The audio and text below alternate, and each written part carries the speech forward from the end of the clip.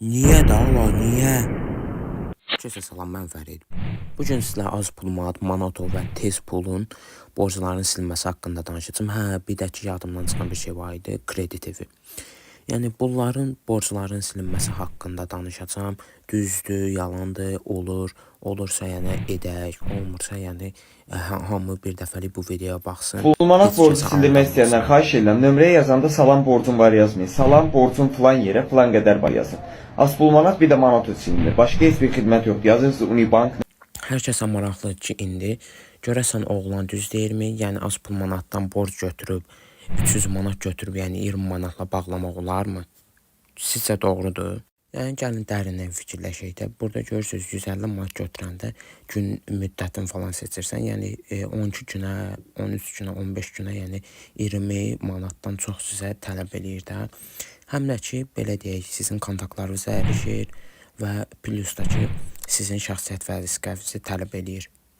Gəlin belə deyək də, yəni biraz oturaq düşünək, yəni məntiqlə fikirləşəndə, əgər 300 manat götürüb, yəni 300 manatdan hələ çox da götürə bilənlər var. Götürüb, yəni 20 manatla borcla bağlamaq olursa, çox əladır da belə deyək.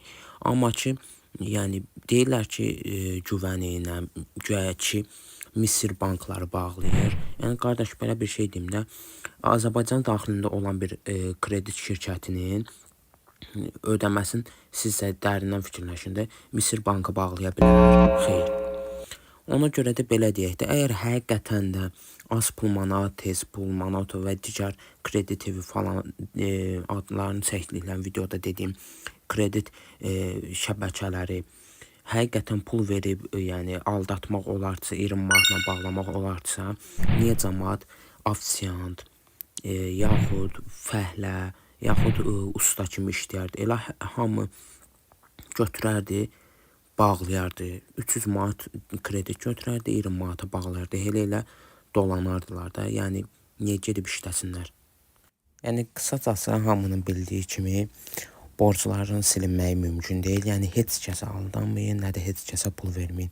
Hətta mən yoxlamaq üçün elə bir dənə səhifəyə yazdım. Elə qısa olaraq şeylərini də qoyacam bura. İndi uşaqları bir-bir, yəni yazışmalara qoyacam. İndi oxuyub baxarsınız. Yəni, bilin ki, fırıldaqdır, yalandır, belə şeylərə inanmayın.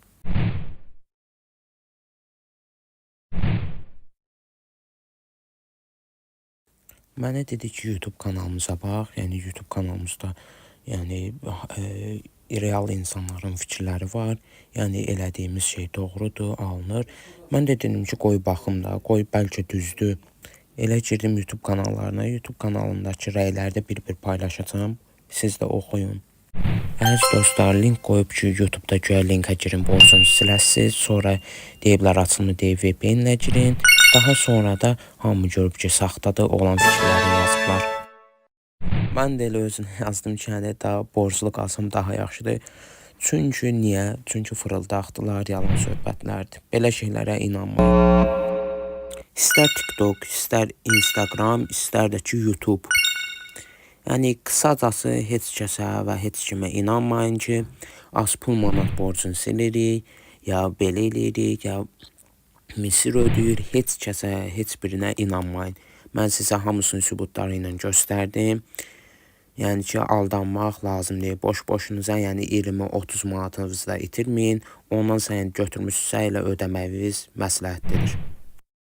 Video bura kimi idi. Bəyəndinizsə like, yorum atıb, abunə olub bildirimləri açmağı unutmayın.